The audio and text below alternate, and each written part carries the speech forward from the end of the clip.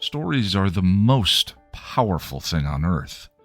They are literally life and death. Wars are waged based on the story of who is the hero and who is the villain.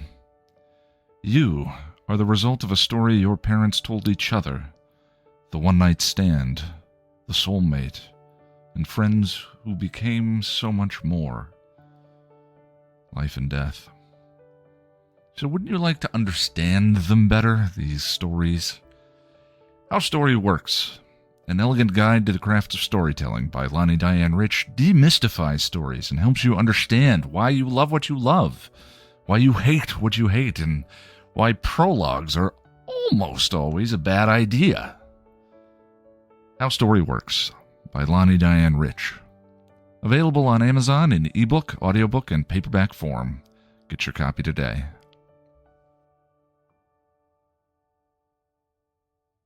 Welcome to Still Pretty, a Buffy the Vampire Slayer podcast from Chipperish Media. I'm film scholar and spirit vault for Rituals of the Undead, Noelle LaCroix.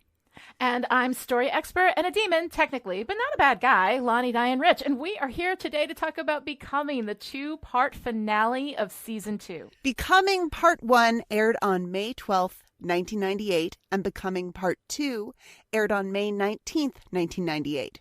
Both episodes were written and directed by Joss Happy Endings Can Suck It Whedon. Yes, if anybody knows how to make his characters miserable, that is Joss Whedon.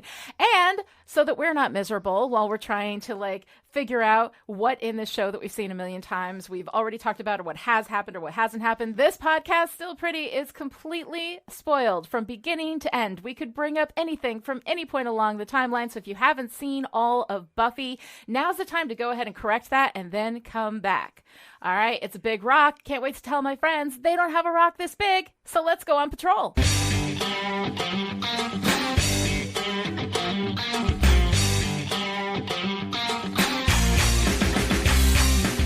In Becoming Part 1, as our Scoobies prepare for finals, the ancient demon Akathla is unearthed under Sunnydale, and it basically means the end of the world if Angel and Co. manage to free him, at which point he will suck the whole world into a hell dimension. He will swallow the world. And every creature living on this planet will go to hell. My friends, we're about to make history. And Buffy and Willow find Miss Calendar's yellow floppy disk and find a spell meant to return Angel's soul. There's an argument in which Xander and Cordelia think that Buffy should just kill Angel instead of restoring his soul. Kendra shows up with news that a dark power is about to rise, and once they realize the threat that Akathla poses, Buffy makes a decision. I tend to side with your friend Xander on this one. Angel should be eliminated.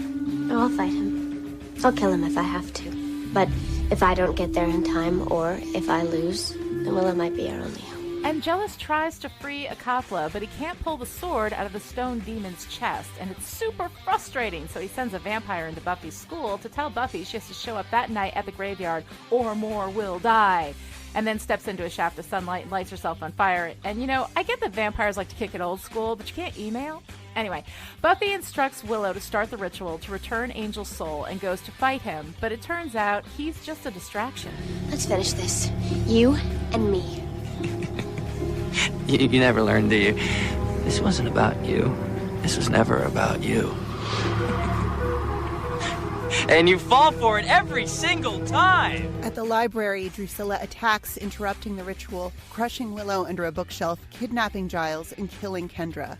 Buffy rushes back to the school, but is too late. She gets there and finds Kendra's body amidst the devastation just as the police arrive, and... Freeze! In Becoming Part 2, Buffy escapes from the police and goes to the hospital where she meets Xander, who has a cast on his arm. He takes her to Willow, who is unconscious in a bed with brain trauma. Cordelia meets them there, and they realize that Giles is missing. Back at the mansion, Angelus has plans for Giles. I figure you know the ritual. You're pretty up on these things. You could probably tell me what I'm doing wrong. But honestly, I sort of hope you don't. Because I really want to torture you. Back at the house, detectives are looking for Buffy, but Joyce doesn't know where Buffy is. At Giles's house, the demon Whistler approaches Buffy with a bunch of useless preachy twaddle, and she leaves but immediately gets stopped by the cops and rescued by Spike, who has actually some pretty solid reasoning for switching sides. For one, he likes the world. It's full of juicy, delicious people. But more than that, he wants Drew back, and stopping Angelus is the only way to get that. The whole Earth may be sucked into hell, and you want my help because your girlfriend's a big hoe? Well, let me take this opportunity to not care. I can't fight them both alone, and neither can you. I hate you. And I'm all you've got. At the hospital, Xander confesses his love for Willow, and Willow wakes up and asks for Oz. At the mansion, Angelus continues to torture Giles, but Giles doesn't give him anything. At the house, Buffy and Spike meet Joyce outside and make up a story about being in a band together when a vampire attacks. They work together to slay the vamp, and finally, Buffy has to confess to Joyce. Mom, I'm a vampire slayer. Joyce and Spike get to know each other a little, and Buffy comes up with a plan. Hit the mansion at daybreak and take out Angelus. She makes a deal with Spike. He delivers Angel, and he and Drew are allowed to live. Buffy makes the deal, but if Giles dies, Drew dies. Meanwhile, Buffy tries to explain to Joyce, and Joyce lays down the mom card. You walk out of this house, don't even think about coming back. At the hospital, Willow decides to try the curse again. She sends Oz and Cordelia to get her things and tells Xander to find Buffy and tell her what's going on, that they're going to try to restore Angel's soul. Buffy goes to the school to get weapons, and Snyder finds her and expels her. At the mansion, Drew mesmerizes Giles, making him think that she is Jenny, and Giles finally gives up the secret to the ritual. Buffy goes to Giles' place and learns from Whistler that once the ritual has started, only Angel's blood will stop it. As Buffy's on her way to the mansion, Xander finds her. She tells him his job is to get Giles and get out, and then he fails to send Willow's message. Now that's a new look for you. It's a present for Angel. Willow. She told me to tell you. Tell me what? Kick his ass. While Willow starts the ritual at the hospital, Angelus starts the ritual to release Akathla. Buffy shows up, and the fighting begins. Spike knocks Angel out, and he and Buffy take on the rest of the vampires. Drew attacks Spike, and they fight. He knocks her out and carries her away, uninterested in how it all turns out. Xander rescues Giles. Angel wakes up and starts the ritual, and he and Buffy fight, and he taunts her. That's everything, huh? No weapons, no friends, no hope. Take all that away, and what's left? Me. Willow returns Angel's soul just as Akathla's mouth opens to start sucking in the world. Angel can't remember what's happened. Buffy realizes that it's Angel, and he's back.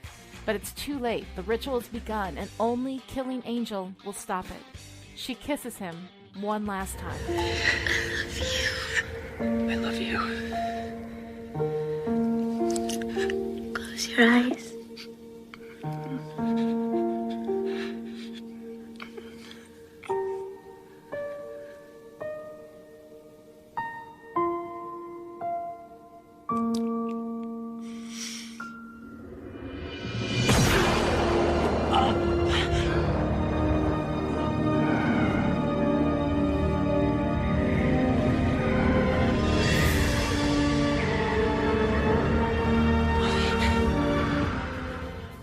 After killing Angel, Buffy goes home and gets her things.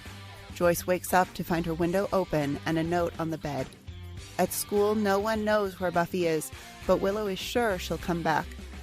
Buffy watches them from across the street, then gets on a bus and leaves town.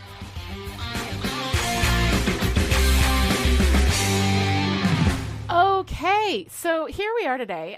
We have a very special guest who we have kind of hijacked at the last minute to come hang out with us. Dr. Kelly Jones, how are you doing today? Hey, I am so excited to be here with no preparation and no notes. I know, Noelle and I were like, come on, just hang out. You've seen Becoming 1,000 times. So Kelly is our color commentary for today. Trust me, it'll be fun. Trust me, it'll be fun. That is the classic. For those of you who are unfamiliar, I don't know if we've ever talked about that publicly. Everybody who I've pulled into podcasting, which is pretty much everybody, I always say, would you like to do a podcast together? And they're always like, I don't know, maybe, I don't know, I feel weird, I'm not sure I know what I'm doing. And I say, trust me, it'll be fun. And that has happened with everybody I've ever podcasted with. I've always hesitated at first. I've dragged them in, kicking and screaming. And then you love it, right? Has it or has it not been fun? It has been so much fun. It's a total blast. See, are you not entertained? You are. So it's fine. All right. So before we get to becoming, I do want to address a couple of things that kind of came to light after we had our discussion about I Can Only Have Eyes for You a couple of weeks ago. One of them was the argument that everybody made with me that James did accidentally shoot whatever her name was. Grace. Right, that was her name, Grace. That he accidentally shot the teacher. And I think the argument that really got me was when somebody on Twitter was like, he was in the middle of a sentence. Like, if you're really planning on shooting somebody, you wait until you're done talking. And then you shoot them. And I was like, all right, fine. I definitely concede the point. It was accidental that he shot her at that particular moment when he shot her, but he was pointing a loaded gun at her. And so I don't think, like, fundamentally it makes that much difference in, like, the meaning behind it, but absolutely I concede the point. So everybody, you're right, I'm wrong, it's fine. Another thing, a little more serious, that somebody did kind of mention to me and, like, opened my eyes for it, was the casual usage of the phrase "the final solution" and "I only have eyes for you." There's a point where Willow is talking about doing an exorcism, right, and says the solution is the final solution, and then Xander says, "Oh, nuke the school," right, and that's it. But anyway, so because of the way that it was said, I didn't really make the association to the final solution, which of course was the Nazi attempt at genocide, you know, the basic concept, you know, piece for the Nazi attempt at genocide. So I wanted to bring that up because some people were a little bit upset that we just kind of let that go and we sort of laughed at it. It's not an excuse, but I did think it was a pop culture reference. I tend to avoid, like, Holocaust stuff in general. It upsets me way too much. I find it horribly, horribly upsetting. So I don't really look into that much. I don't study it that much. I'm sure that I was aware on some level of what the final solution was. But in Nazi Germany, the rest of that sentence was, it's the final solution to the Jewish problem. And because of this idea, 6 million Jewish people died. And just for some context, that is more than all of Miami, or Toronto, or Singapore, or Barcelona. It is all of Maryland, and it's Nevada and New Mexico put together. That's 6 million people, everyone dead. It's almost too much to consider. And I don't think it should be possible for me to not know, like, consciously, not completely understand immediately that this reference is to Nazis and what they did. But it is possible because we don't talk about it, because anti-Semitism runs really deep within the threads that make up the fabric of our culture. And we tend not to acknowledge it. We acknowledge misogyny. We acknowledge racism much, much more than we acknowledge anti-Semitism. And I think it's something that we really need to start actually looking at. It's also really weird that they made Willow say the phrase, because, Willow is our only Jewish character. And using the final solution so casually, first of all, is weird. Making our Jewish character say it is weird. And also the final solution as a concept relating to exorcism, that's not a connection that you would necessarily, I don't know, I wouldn't necessarily make that. But in a world where it's possible for Nazis to march proudly in the streets of the United States of America, it's something that we cannot afford to forget or to be casual about. So I'm sorry that we missed it. But I do thank people for bringing that to my attention, so that we could mention it now and just acknowledge it, because until we start to acknowledge these things, we can't change them. Absolutely. And we are always going to miss things because there's just two of us. Yes. And we come to everything we discuss with our own prejudices and our own experiences. So I really, really appreciate everyone on Twitter, on Discord, letting us know when we mess up, so that we can all just continue to learn together. Because you can't know what you don't know. Right. Especially when you come from a place of privilege. So and that's what privilege is, right? Yes. Privilege just means that my whiteness, for example, has never gotten in the way of how I move through the world. Right. Or how I experience media. So if you see something, let me know. Yeah, if we miss something, absolutely, let us know, because it's something that like is obviously clearly very important to us by the way that we talk about everything. But again, like we're not always going to get everything. That doesn't mean that it's not important, and that doesn't mean that we don't want to acknowledge it. You know, it just means that we missed it. It just got past us. So sometimes that happens. And thank you to everybody who sends out those corrections and is not shy about it. I really nobody's ever shy about telling me I'm wrong. I love it. Well, and especially the folks in Discord. I really want to acknowledge the folks in the Discord chat, especially over the past couple of weeks. There's been some really great discussion in there, and people are really lovingly holding each other accountable, which is great. Yeah, which really, is really great. nice. Not just us, but each other as a community. And if you're not a patron already, get in there. Or if you're not, or if you haven't linked up your Discord and your Patreon, I know that can be a little bit wiggy. Yeah, it can sometimes be a little bit confusing, but it's really so worth it. Yeah, it's absolutely worth it. It's a fantastic group of people there, and it's so much fun to see them all talking about all of these things that we're talking about. And this week we're talking about Becoming, parts 1 and 2, the episodes of Buffy the Vampire Slayer that destroy me completely every time into a weeping mess of goo. So, Noelle, what did you think about Becoming? Oh my God, there's so much to talk about. And it's actually, I think it's kind of mean of you that we have to do these episodes together. And I get it. I get it. They're one story, but holy crap. I mean, it's a lot. It's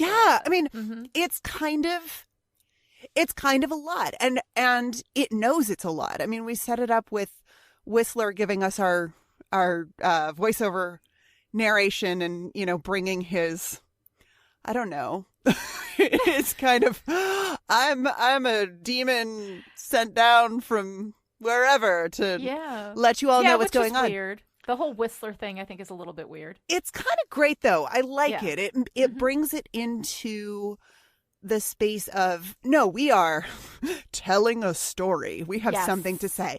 So we've got Becoming as our title. And I'm like, becoming whom? What? Right. What is this title about? I mean, and it definitely seems to be, something about this situation that Buffy finds herself in at the very end, where she has to stab Angel, who has no memory of anything that has just happened, right? And it's actually wonderful that Kelly is here, because she and I were talking about this moment of what we were tempted to call choice. Yeah. But it's not really a choice. I mean, what do you call a choice that's not a choice? Yeah, I don't know. Dr. Jones, what do you got for that? Let's just have you come in here and vamp without notes or anything. What are your thoughts, Dr. Jones? Well, so Noelle and I were talking about this last night, and I was like, I said choice, and she's like, no, that's not a choice. And I'm like, okay, you're right. But what do you call a choice that's not a choice? Like, it's a decision you have to make. It's an action you have to take. And there's a moment there. I mean, Buffy could have chickened out or fallen apart, or it could have been too much for her, but it wasn't a choice in terms of, I don't know, like, well, a choice. I mean, my thoughts on choice are that a real choice is like crunchy or creamy. You know, it's peanut butter either way. Like, you're still getting peanut butter. Or, if you want to be a little bit more serious about it, it's maybe the kind of situation where, all right, there are pros and cons on each side. And which pros do I value more, and which cons am I more willing to endure? Or, whatever. Where you sort of think about, okay, what are my options here? And what is the future going to be like moving forward if I do this as opposed to that? But Buffy doesn't have options in this moment. Her options are stab Angel and save the world, or have maybe 5 minutes Yeah. with Angel before they and everything else are sucked into a hell dimension. And go to even hell with then, him. Yeah. Mm-hmm. even then, it's not a like, oh, at least we get to be together. We'll die together and be in torment forever, but at least we'll be together. No, because we hear that it's anyone who is not part demon will suffer. Yeah. But they'll be, she's not a demon, so they'll be separated. Yeah. No, there's that. And it's also that, like, I think that if the choice was that it would suck in just her and Angel, she might have just done it. She might have, but it's everybody. And it's everybody she loves. It's Giles. It's Willow. It's Xander, Yeah. It's her mom. Like, that's a choice she just can't make. And I think it's really interesting, this idea of, like, what do you call a choice that's not a choice? Yeah. But it is heroism, though. It is, maybe that's sacrifice. I came up with the word sacrifice, that what Buffy does is sacrifice Angel and then her sense of identity as anything other than Slayer to truly become the Slayer. I mean, this is Buffy becoming capital S Slayer. Mm-hmm. And it's especially poignant, I think, because in this episode, we see her introduction to her destiny. Yeah. But she doesn't really become the Slayer, the Slayer, until she stabs Angel and sends him to whatever hell dimension it is that he got sucked into. Mm-hmm. She does her duty as Slayer and loses all connection to the non-Slayer world. I mean, she's been expelled from school. Joyce has thrown her out of the house for being the Slayer in one of the clunkiest coming out allegories I have ever seen. Oh, seriously. Yeah. The person that she loves most in the world is gone. Mm-hmm. And Giles and her friends are all waiting for her at school, and they are sure that she will return, but she chooses to separate from that connection and from her identity as anything other than the Slayer. Mm-hmm. And the next time we see her, she has a new name. Yeah, no, I found that really interesting. I saw that in your notes, and it sent me on this whole riff on the role of loss in becoming, right? Because every coming of age story is a story of becoming. It's leaving behind innocence and moving into the world as essentially a new person.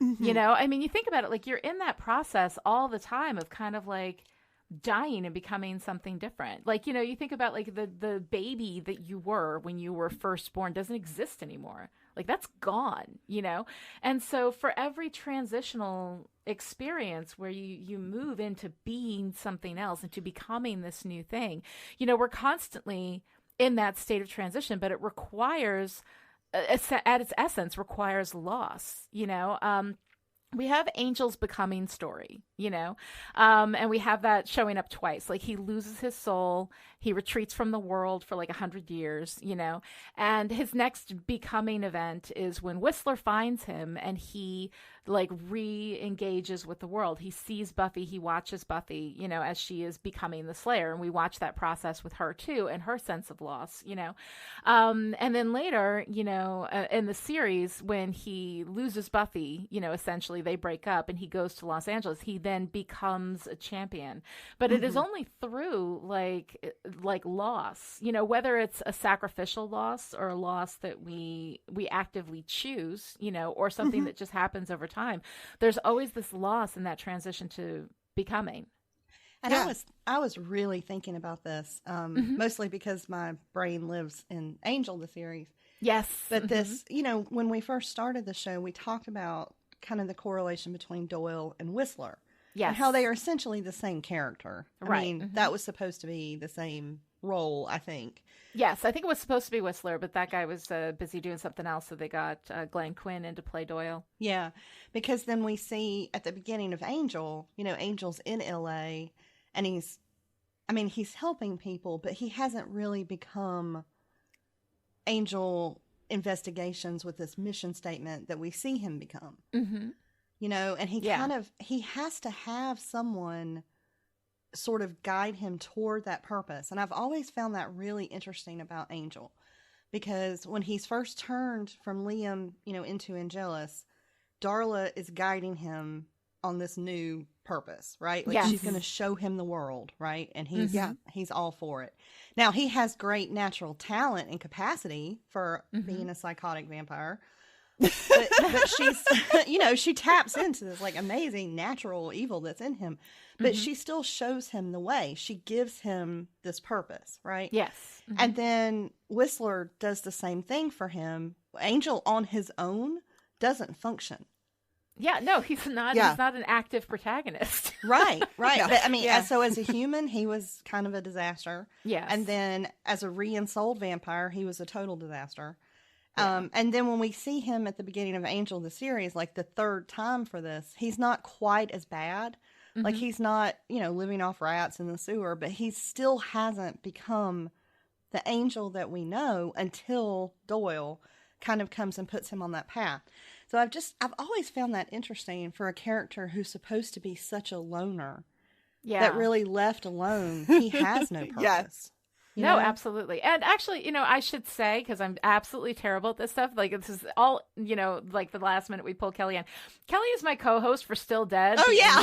Series. Like, I didn't introduce Still Dead. I'm presuming that everybody who listens to Still Pretty knows about Still Dead, It's an Still angel Dead is our podcast, Angel y'all. podcast. Yes. And Kelly brings that kind of brilliance to the Angel podcast all the time. You need to start listening to it now. It's amazing. So anyway, back to all of that. I think it's really interesting how, Angel is kind of passive in these becoming moments, and there are some things that we choose and some things that we don't. Sometimes, we happen to the world and sometimes the world happens to us. And I think that that's okay. Like you can react to stuff. But he really doesn't. I think he does make a choice and take action when he goes to LA, at the beginning of Angel. And he is, killing vampires, but it doesn't have this like greater meaning. It is Doyle who brings to him the power that be. More discussion about that in the Still Dead podcast, but we know this is still pretty, so everybody out there getting angry, hang on, because I'm going to talk about Buffy's becoming story now. And Buffy's becoming story is like really in a weird way told through the perspective of a man, right? Because we're actually seeing Buffy's story happening through Angel's perspective. Like, Whistler is telling these stories. We see, Angel when he's watching Buffy, and then Buffy being told that she's a slayer by her watcher, who then dies, and then she goes to Sunnydale and gets Giles. But the watcher tells her of her chosen status. And I'm like, but when you're chosen, like whether there's a watcher there to tell you or not, like, that suddenly, like you can open that jar of crunchy or creamy peanut butter without a problem. And then like, when you get sudden like superhero strength, I think you notice, and Buffy is played off as this like, really silly, shallow Cordelia type, kid. And Buffy is smart, she's not stupid. So it's very weird to kind of like see this essential moment in Buffy's history, but through this external and male perspective of watching her make that choice. And then we have Angel, of course, stalking her, as all the good vampires do, right? Of course. Watching her, she kills her first vampire. She's completely shocked by the whole thing. And yet, like, there is something about that strength. We see at the end of season 7, right? When all the slayers are called around the world, there's no watcher to tell them that they suddenly have power. You see it in their face. They just know. I have like, thought this is about an that. ancient calling, right? I have a thought about that. Yeah. So I think before Willow spell in season 7, I mean, essentially becoming the Slayer, or like the ownership of the Slayer, lay with the council or the Watchers, right? And so to have their stories told by someone else makes sense to me within the story, because I think until that moment in season 7 that changes everything, that the idea of Slayer or the ownership of Slayer was still controlled by the Watchers or the council or something external. Yeah. But I think Buffy completely reframes that. Yes. And then when Willow casts that spell, not only does it wake up every potential Slayer, I think it changes the way they become Slayers. Oh, forever. Interesting. Because it's I a like new that way. interpretation. Yes. Yeah. No, I like that too. I like that really interpretation. Yeah. So I think it's giving power directly to the Slayers without explanation, without, maybe it's passing on some shared memory. Maybe it's passing along some shared consciousness that they didn't have before. Yeah. No, that's really interesting. I like that. And I also like it's interesting because we see again Buffy with this loss, right? She becomes the Slayer, but her family is breaking apart. She's going to leave Los Angeles. She's going to go to this new place, and she loses that innocence, that she had before, which of course is like all of these stories of becoming require that loss, and her becoming story now that we see in this episode is, supreme loss. I mean, we've already had like her quote unquote loss of innocence as she's had sex, which I think we put way, way too much importance on that as a transitional, that this is what coming of age means, that you have sex and like whatever. Sex is just one thing in a million different losses of various kinds of innocence, it's one experience. It's because I think we lean on sexual experience as a transition point, because we don't in American culture, we really don't have a coming of age ceremony. I mean, if you are, if different faith groups have their introduction to adulthood ceremonies, but we don't have that. There's not a secular version of that. So if you are not a member of a faith community that does a bat mitzvah, for example,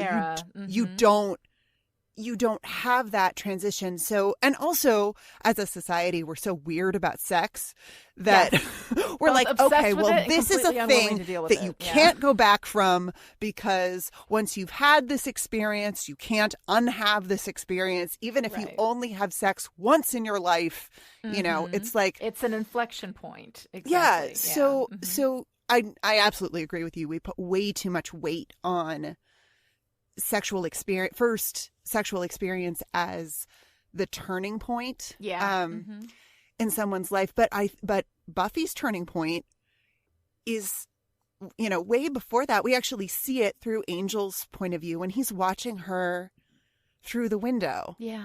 It's beautiful. It's actually beautifully framed. She separates from her parents and they're fighting in the other room, and she's looking at herself in the mirror and trying to, I guess, reconcile who she was with who she is now that she's felt this, now that she's had this experience of dusting a vampire, which is, we talked about in the very first episode of season 1. We talked about the kind of weird sexual nature.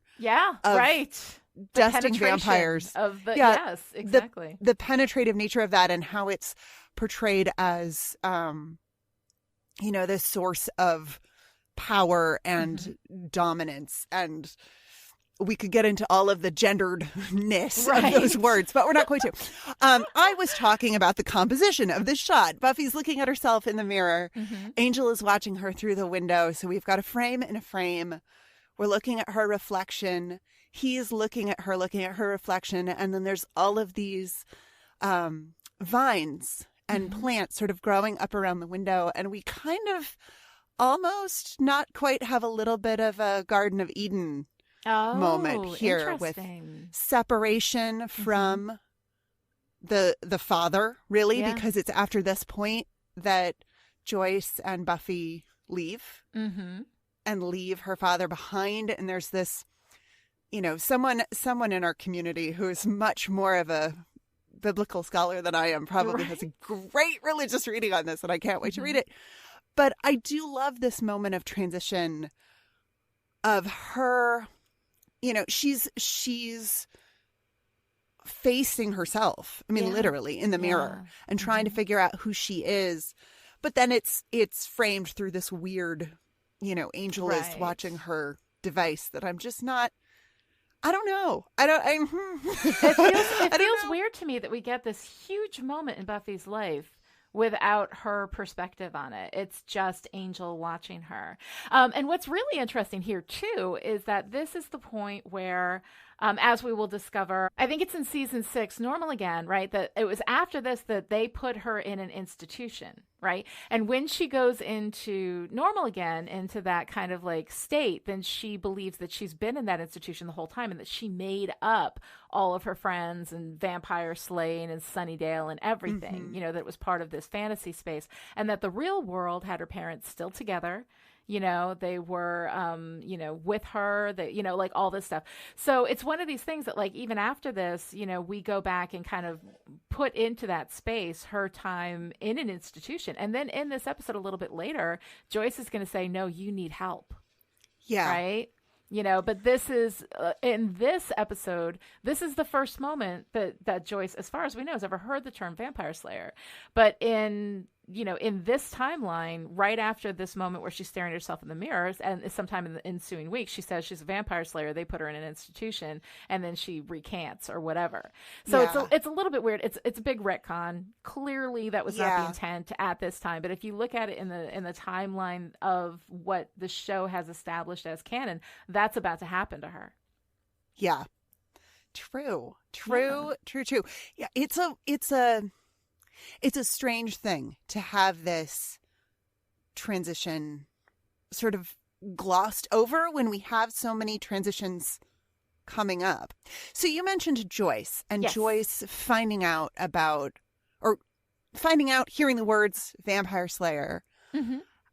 And how that goes down is just so bizarre. Like, is it just that Joyce can't handle it? Like, what?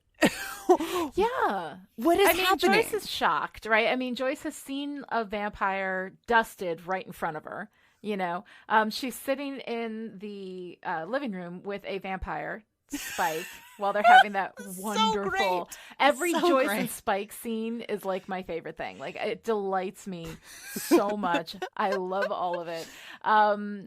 But we have, you know, Joyce trying to deal with this whole thing with Buffy. It is very much like, I think that we do treat it like an analog for coming out. We have, honey, are you sure you're a vampire slayer? Have you tried not being a slayer? Like, she's asking all of these questions and trying to understand it. But also, you know, she's scared. She doesn't quite understand what's going on. But there's this wonderful moment though with Buffy and Joyce, where Buffy basically says, you know, you haven't wanted to see it. Like, how many times have you washed blood out of my clothes? And then we have this beautiful moment when Buffy says to Joyce, do you think I chose this? Do you think I chose to be like this? Do you have any idea how lonely it is? How dangerous? I would love to be upstairs watching TV or gossiping about boys or, God, even studying. But I have to save the world. Again. And then, you know, we have her give that wonderful speech to Joyce where she's talking about what this means to her life, what this does to her, and how she doesn't choose it and she doesn't love it, but it just is what it is. And she has to deal with it because she has to go save the world again, you know. And then Joyce, for reasons that are, I mean, I guess I kind of understand, you know, she says, if you walk out that door, don't even think about coming back. And this is just after Buffy has pushed her, you know, so I mean, there was that. It's a tough scene to watch. Yeah. And then Buffy walks out and just leaves the door wide open. Doesn't even bother to close the door behind her. I love her leaving the door open. It's so sad. It's so heartbreaking for me. Kelly, what did you think about this whole Joyce and Buffy interaction? So, going back 1 second, I have to say Joyce and Spike may be my favorite people dynamic in all of Buffy. Yes. But I was trying to watch this because I've watched Buffy over a course of so many years and I've gotten older. And so the first time I watched it, I'm all, you know, Team Buffy. Joyce is the worst mom in the world. Joyce is mom prop, essentially, for the plot.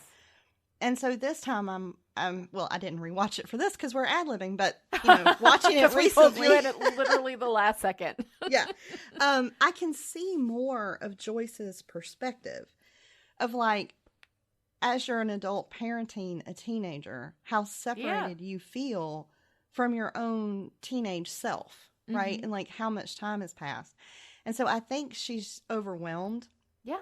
I think she's in shock. Yeah. And I think she's in such a state of, if I just refuse to accept this, I can stop it. Well, and that you can play your mom card, you know, that you can like, and sometimes, you know, you're not your kid's friend. right? You know, like right. that's not your job. Your job is not to be their friend. Your job is to give them guidance and make sure that you keep them safe, you know. And sometimes that means you got to like put your foot down. You got to be tough. You got to be, you know, not mean, but like, you know, not fooling around. And so I actually do have more sympathy for Joyce in this particular moment. You know, because what she's trying to do is, you know, get control over this situation so she can protect her kid. Right. And she can't because, like, literally there's nothing she can do. So she, you know, what is she going to do? Ground her? No, I mean, right? And she tries. And she can't physically stop her. And as hard as it is to watch Buffy push Joyce, like to have any kind of violence there, I think it's showing, you know, Joyce couldn't physically hold her in that house if she wanted to. Right. And that releases Joyce, I think, from some of that responsibility as a parent, that you feel responsible for everything. You are so super responsible. And when you are responsible for something over which you have limited control, and the older your kids get, the less control you actually have. Right. It is an incredibly frustrating position to be in. And it's really, really difficult. So, like, I understand that. But also, Joyce grabs Buffy first. I mean, Joyce tries to like physically control Buffy, and you can't do that. No, and that's the last line, right? That's the equivalent of grabbing your 4-year-old before they run out into the street. Yeah. Like, and so I think that she's at the end of her parenting rope. Like none of those books that Joyce is so fond of, right? They don't have a chapter on parenting the Slayer, right? Like it's not in there. What to expect when you're expecting a Slayer? What to expect when your kid is slaying? Yes. What to expect when you're becoming? Yeah. Right. Oh, there you go. There you go. So I do, and I think there's parts of it that are clunky, only because I think Joyce's character is still clunky. But yeah, I mean, I do feel more sympathy for her than I used to. She feels more real to me. Like she's flawed, definitely, and her understanding of the situation is flawed. But I mean, of course it is. Like, how could you're not prepared for this? There's nothing that prepares you for something. Talk about out of left field. I mean, that's, you know, kind of crazy. So I mean, for Joyce, like I have sympathy for her. I don't hate her in this moment. I do believe her in this moment. And it's not the right way to handle it, but how could she possibly be expected to know the right way to handle that situation? Right.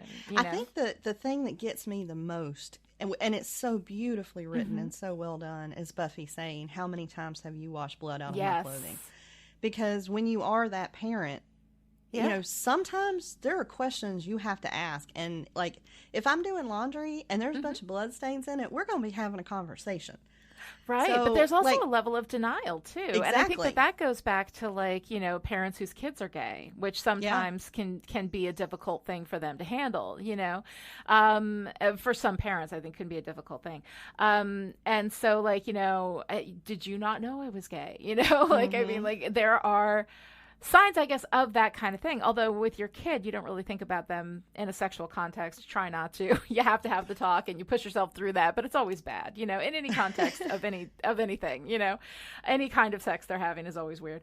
But no, but I mean, seriously, like it is straight or gay sex. Like I'm going to be uncomfortable with either one. Like it's just you having sex is going to be a thing. Let's just not talk about it, right? You know, it's all right. It's all sex. It's all weird. Exactly. It's fine. Exactly. And as a parent, you have to be able to like pull yourself into that space. So you kind of like spend your time preparing yourself for that, but preparing yourself for the idea that like your kid might be a vampire slayer. Like the fact that there's blood in the clothes, she's getting into fights, you know, that's something that Joyce may have been kind of denying, just that Buffy was in some kind of trouble that she didn't understand. But the idea that like you should have known I was a vampire slayer, I don't think that's something that would have been on Joyce's radar, you know? Probably not. But she probably knew something was up. Something was up. In Joyce's defense, though, like say maybe there is a blood stain on a shirt, but your kid looks fine. Yeah. Right? Like, so maybe you don't want to ask questions, or you are in such denial. Maybe it's from the pig dissection in school. Exactly. That you can rationalize it. But I think this show, not that I would call Buffy a child at this point, but I think this show, and y'all have talked about this before, does a good job of reminding us that children see things that adults refuse to see. Yeah. You know, and that line between Buffy and Joyce, I think, is really well done here. Yeah. That there are things in the world that we talk ourselves out of when we grow up, right? Or we start to not believe in anymore. We choose not to see. Something I love about Joyce in this moment, or in this series of moments where she comes home and Buffy's there with Spike, is that Joyce is completely out of her element, and Buffy and Spike are they're a team. Yeah. They're working together. They are speaking this language that the other one understands, and they're not really making an effort to include Joyce and clue her into what's going on. And she just has no idea. Like, she's got nothing to, she can't wrap her mind around this, even if she wants to, because there's nothing there for her to wrap her mind around. It's just it's like they're speaking their own private vampire slayer language. So, but what I take issue with is her putting down her foot and saying, if you leave this house, don't bother coming back. Like, I just can't. I can imagine being in all kinds of super challenging, unexpected situations as a parent, especially a parent of a teenager. But to say, don't, if you leave, don't come back, like, that to me doesn't feel. Yeah, that doesn't. I don't know. Feel I don't. Right. They lose me there. But I love Spike and Buffy are essentially the adults. Yes. Saying, this is what's going to happen. Here's our plan. Here's what we're going to do. This is how it's going to go down. And Joyce is like, do you live here in town? Like, she's just trying so hard, but she's got nothing. Like, I do love. Yes. Yeah. Well, no, Joyce I think that's really great. Joyce has no schema for this whatsoever. Yeah. She has no cognitive connections to attach to what's going on right now. Do I know you from somewhere? You hit me with an axe once. Oh, you get the hell away from my daughter. God, I love Spike. Oh my God, Joyce. it's so great. I actually have that clip, so I'm going to play it now. Oh, yay. Have we met? You hit me with an axe one time. Remember? Get the hell away from my daughter. Oh. So do you live here in town? All right, so I think that actually brings us nicely into this space where we can talk about Spike, because Spike. Oh my God. I mean, I liked Spike, all the way up to this point. Like, I always liked Spike. But this is the point where I love Spike, when he gives Buffy his reasoning for wanting to team up with her. Yes. What do you want? I told you, I want to stop Angel. I want to save the world. Okay, you do remember that you're a vampire, right? We like to talk big. Vampires do. I'm going to destroy the world. It's just tough guy talk. Strutting around with your friends over a pint of blood. The truth is, I like this world. You've got dog racing, Manchester United, and you've got people. Billions of people walking around like Happy Meals with legs. It's all right here. And so we have these two working so beautifully together, which I frickin' love. Yes. And like, this episode does so much in terms of becoming, what it's going to be. And this is the beginning of the Buffy Spike dynamic that some of us love. And I will captain that ship, baby, because oh my God, I can't even. But seeing how seamlessly they do work together. Yes. How they are on the same page, how they, they are able to talk and plan, and that there is this certain level, maybe not trust, but respect between them. Buffy invites Spike into her house. Yeah. Which means he can come back. Yeah. And so, like, this dynamic between them is so wonderful. And I just love seeing how well they come together and thinking of this as the beginning of Buffy and Spike. Oh, it is absolutely the beginning of Buffy and Spike. Like, that moment when they're trying to explain everything to Joyce and they start, like, improvising this whole band thing together. So funny. And again, Joyce is kind of, Spike is a lot older than Buffy. Yeah. And there's still not this question of, this is kind of the second older guy you've brought home. Like, what's going on here, Buffy? She's a slayer. She's got this sacred calling. Like, she is in a different league from most 16-year-old girls, But I love that moment too when they kill the vampire and he gives her that little smile and he says he won't get a chance to tattle on us now. And that is the moment when he's falling in love with her. Absolutely. They've got this wonderful rapport together. They work so well together. But that is the moment when he starts falling in love with her. I call it although actually I think I've already called it when he was watching her and admiring her fighting style too. So there is that. Yeah. But he's been falling for her. And when they're fighting the cops and yes. he's like, hold on, let me kill this guy first. And she's like, no. And Spike's kind of like, damn it. But you see him really transition to Buffy's rule book. Respecting her authority. Really quickly, he gets it. He knows how to behave in both worlds, which I also think is fascinating because Spike doesn't have a soul. Right. But he gives no fucks. Yeah. Spike gives no fucks. So the fact that he knows to be sorry about Kendra's death. Yes. He's all proud of Drusilla. Oh, Drusilla bagged a Slayer? She didn't tell me. And he's all stoked. And then he's like, oh, it's probably not good from your perspective. Right, but he can see her perspective. He actually has empathy.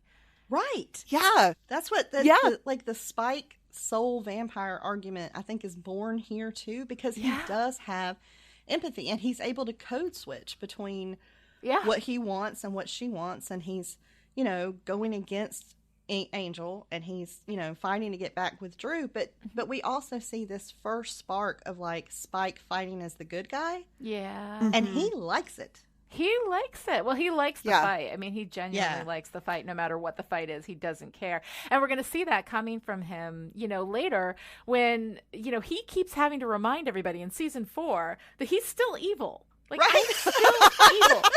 He has the chip in his head, but he's like, I really hate you all. I want you all to die. And then he teams up with Adam, of course, because he's still evil. But he has to keep reminding, both the Scoobies and us as viewers that he is still evil, because it is so easy to forget when he has that ability to have that empathy. Now, Noelle, obviously, Kelly and I are very much on the Buffy Spike ship.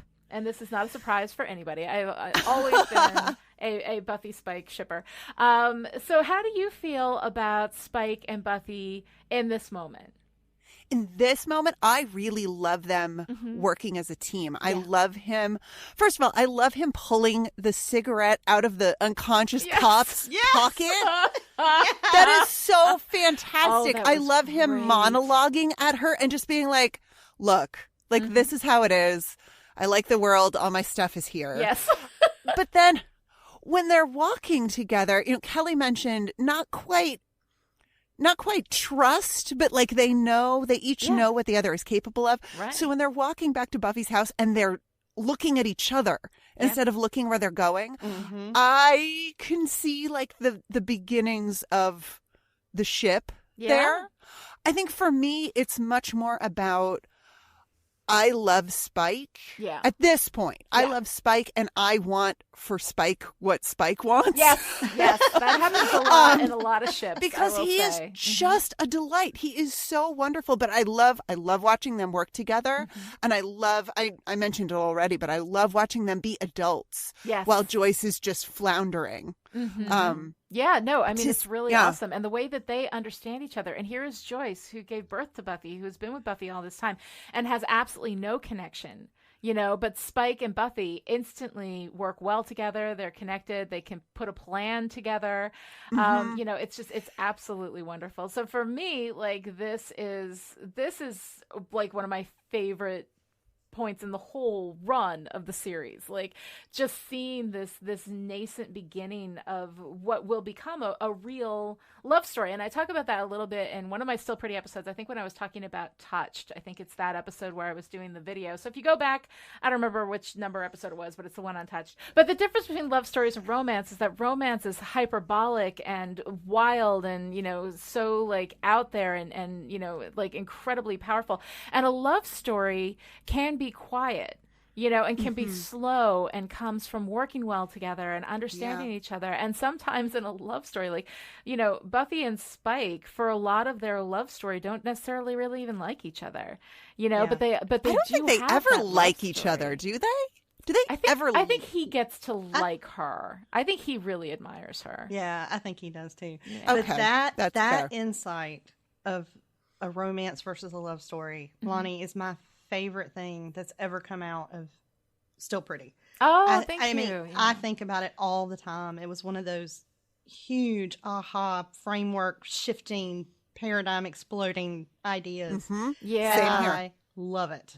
And it opened up a lot for me because I've been writing romance, I wrote all those novels and I realized people put down romance all the time, and I'm not going to put down romance, but I'm going to say that the romances that I like are the ones that have love stories rather than this hyperbolic, wild, turn to 11, romance gone with the wind bullshit, right? You want a real love story, and it's those real love stories that, first of all, don't always have to be romantic. They don't have to be sexual. They don't have to be, this type of love story. We can have those kinds of love stories, and those love stories exist in a million different spaces, like the love story between Willow and Buffy. My favorite thing about Crazy Ex-Girlfriend is the love story between Rebecca and Paula. So there are love stories, and there's a love story absolutely between Spike and Angel. There's absolutely that starts over here and then moves over into Angel the series later on. But and one of my favorite love stories, which I do have a point to connect this back to Becoming, so I'll do this quickly. But probably my favorite love story of this show is Buffy and Willow.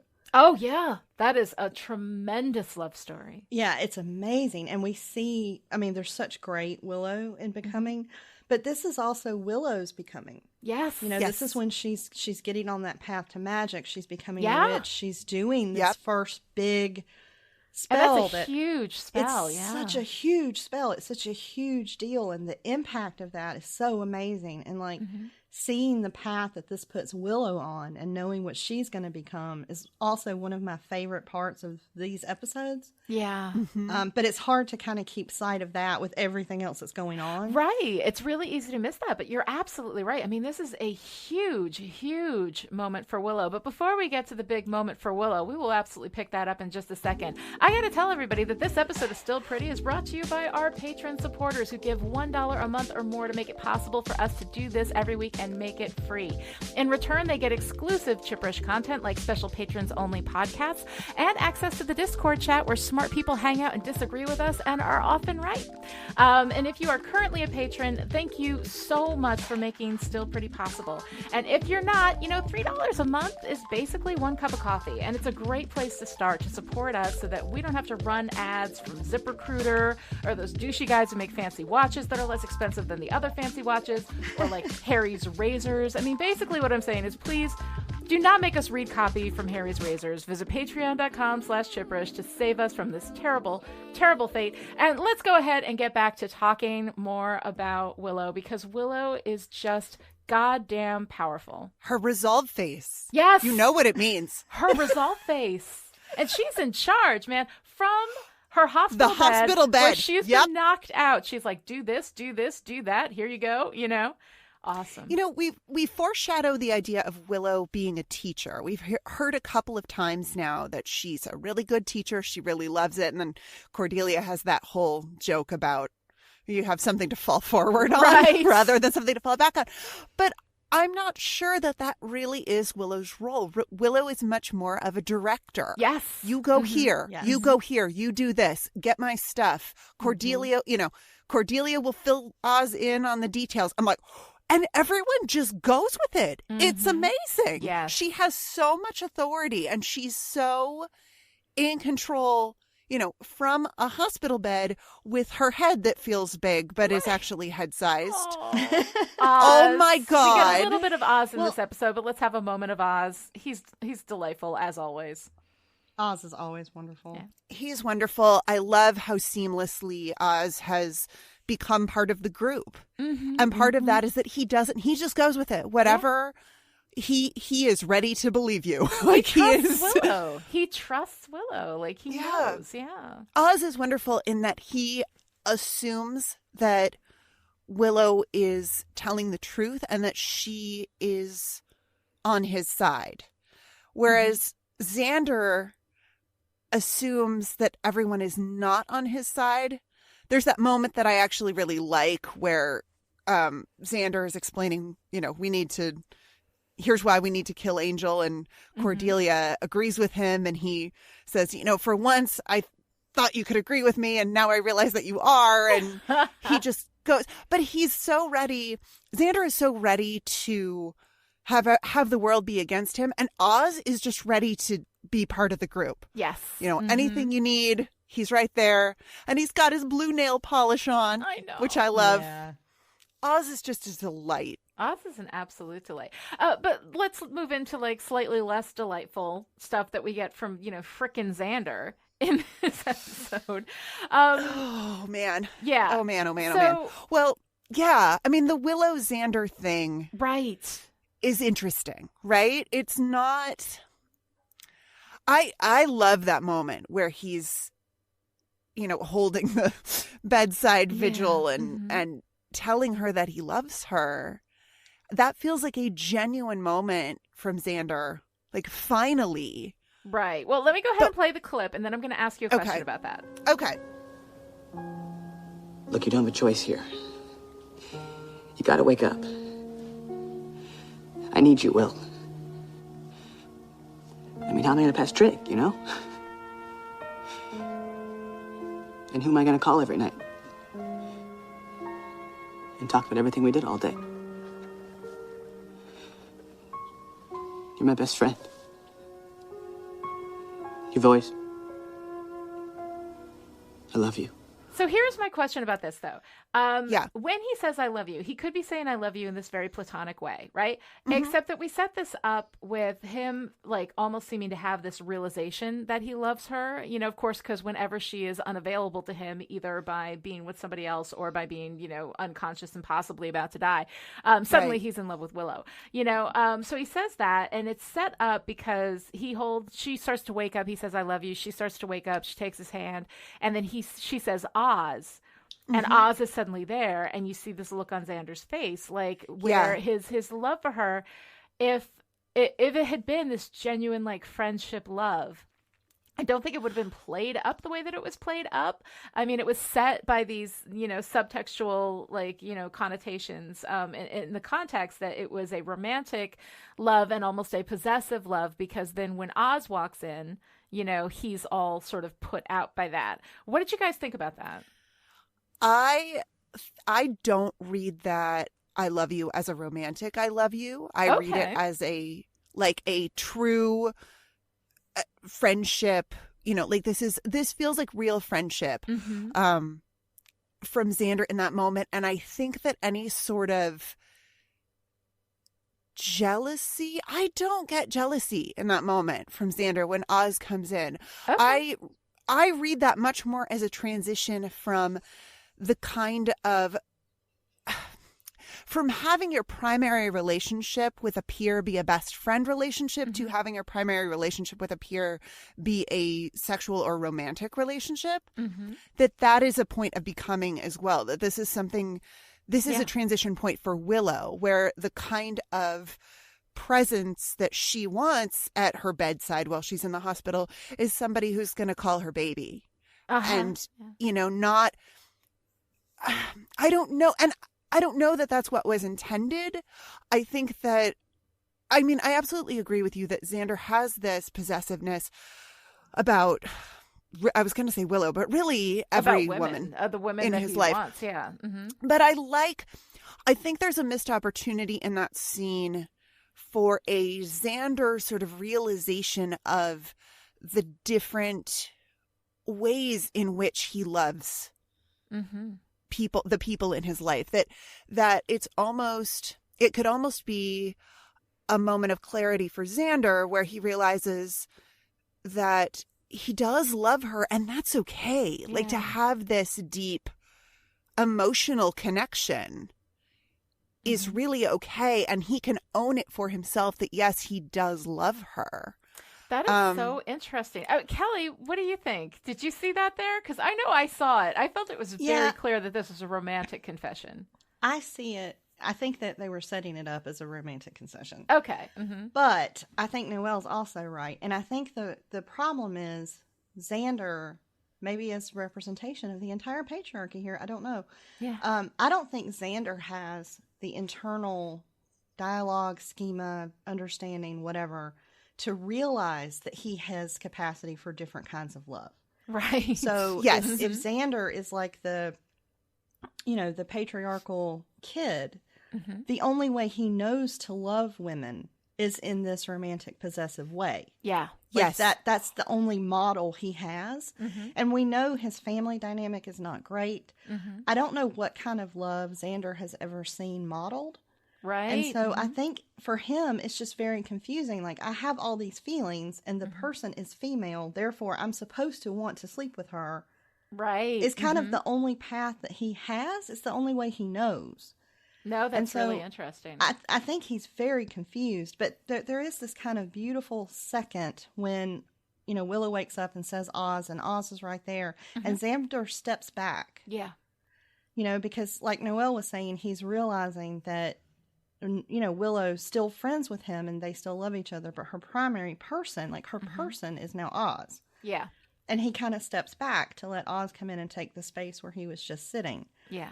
But yeah, I think some of that is Xander doesn't have the tools to know what to do with the love he has. Right. And, I like that's that. the world.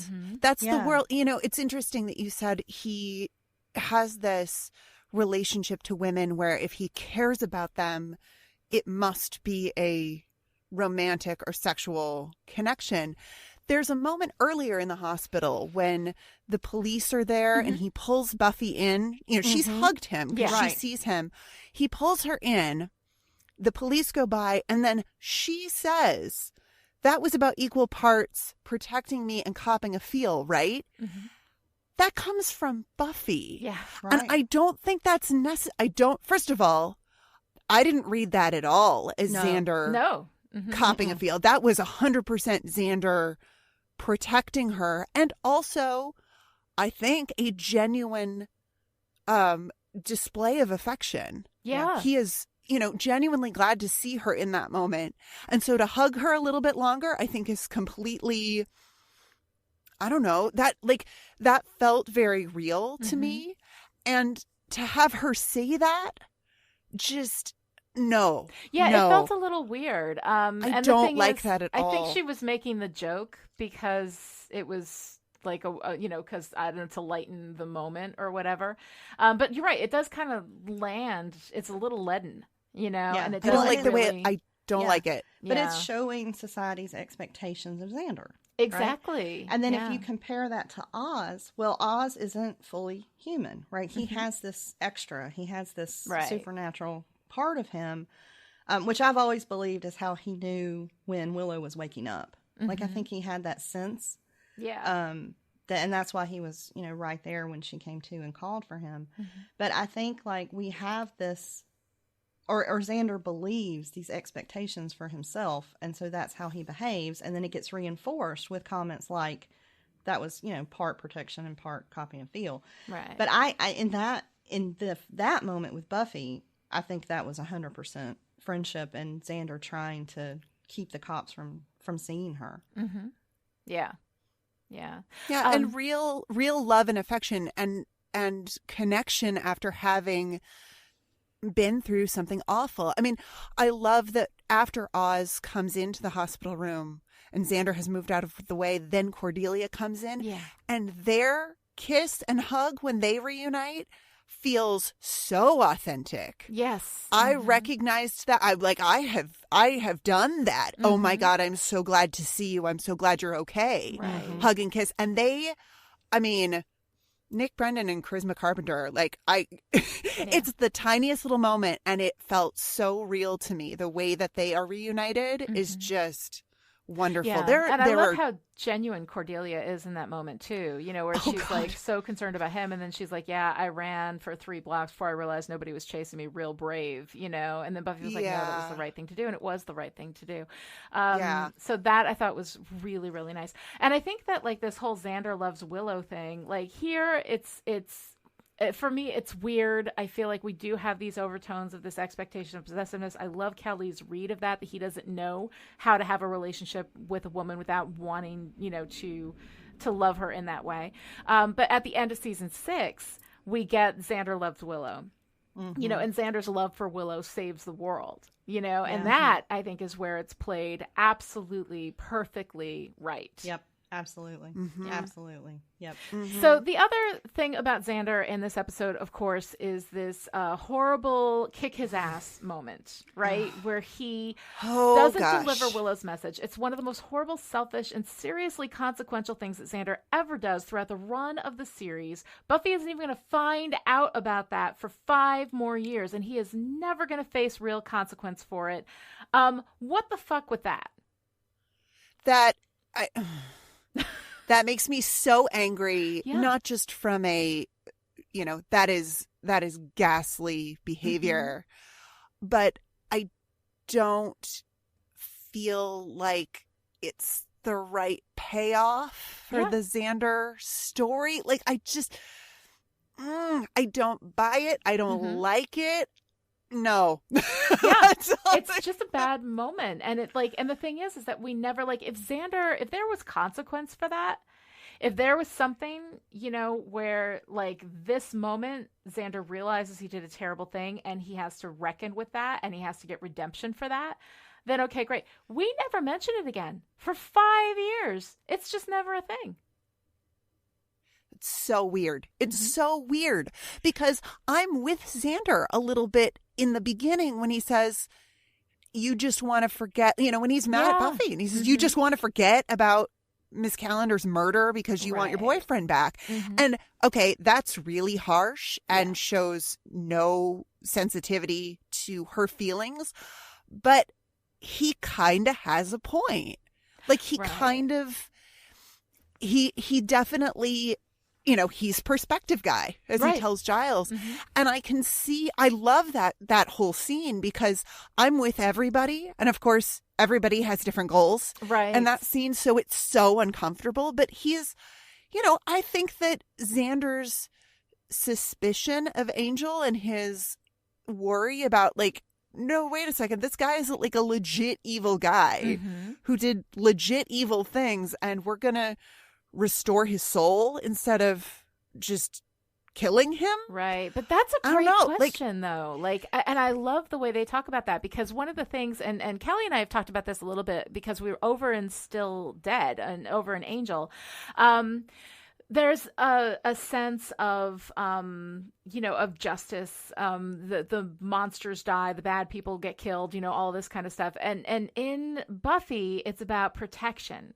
Right? It's not about retribution. Right. It's not about punishment. It's not about vengeance. The very second, we see this with Buffy a lot, but the very second that somebody no longer poses a threat, right, and won't be doing any more damage, Buffy just lets them go. In season 4, we see that with Spike. When Spike gets his chip and he can't hurt people anymore, he's killed so many people. But Buffy is not, she does not have time for, delivering retribution and justice and vengeance, right? She is about, how do I prevent, people from being hurt? How do I protect people? Right. And that is at the core of what Buffy is, about the story that Buffy tells.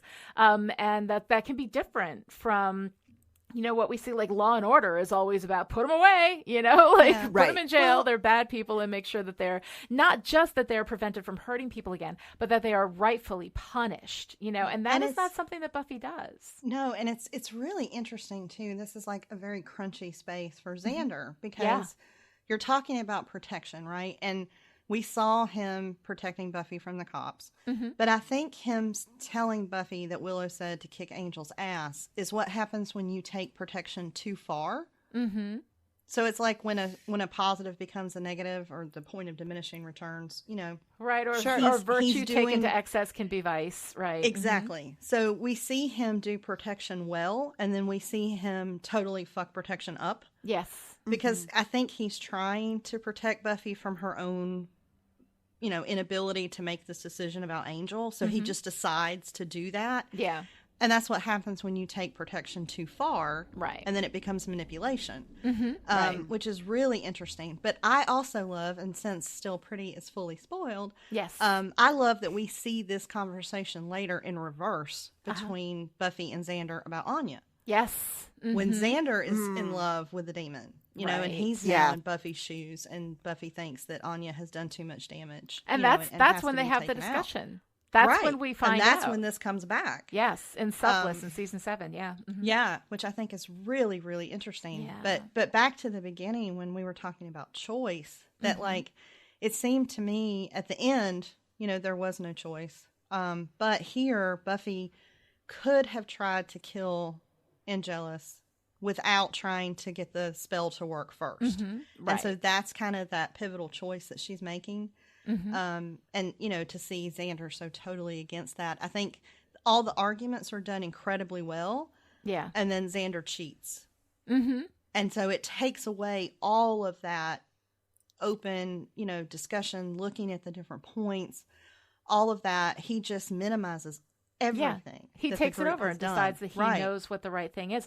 But the thing is, though, that like, you know, Angel as a good guy, you restore Angel's soul. It's not just that Angelus stops hurting people, which is true, right?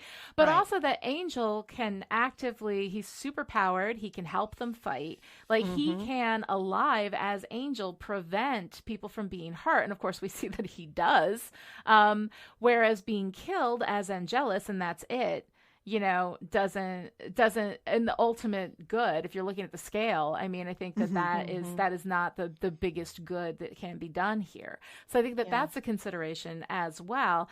And also this idea that, like, you know, when Angel doesn't have a soul, you know, the responsibility question that we always come back to, right? If somebody's possessed by a demon and they do bad things, for instance, Xander, Right.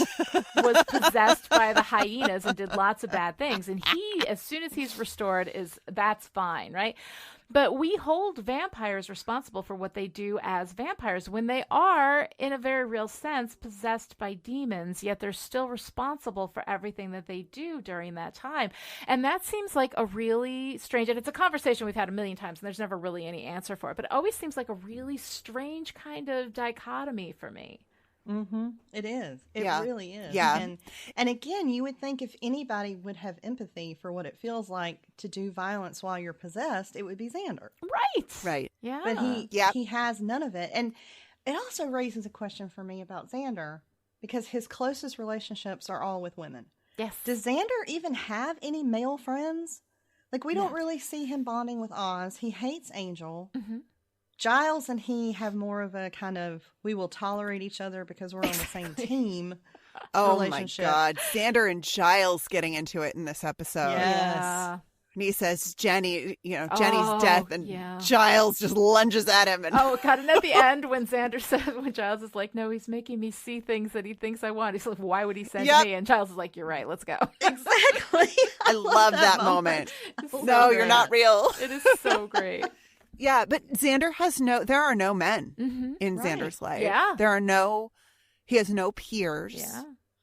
He pulls away. You know, Larry would be his friend, Right. I imagine. Larry would but totally he be his friend. pulls away. And we see, like in season 3 in the Zeppo, right? You know, when he does start hanging out with men, it all goes bad. Yeah.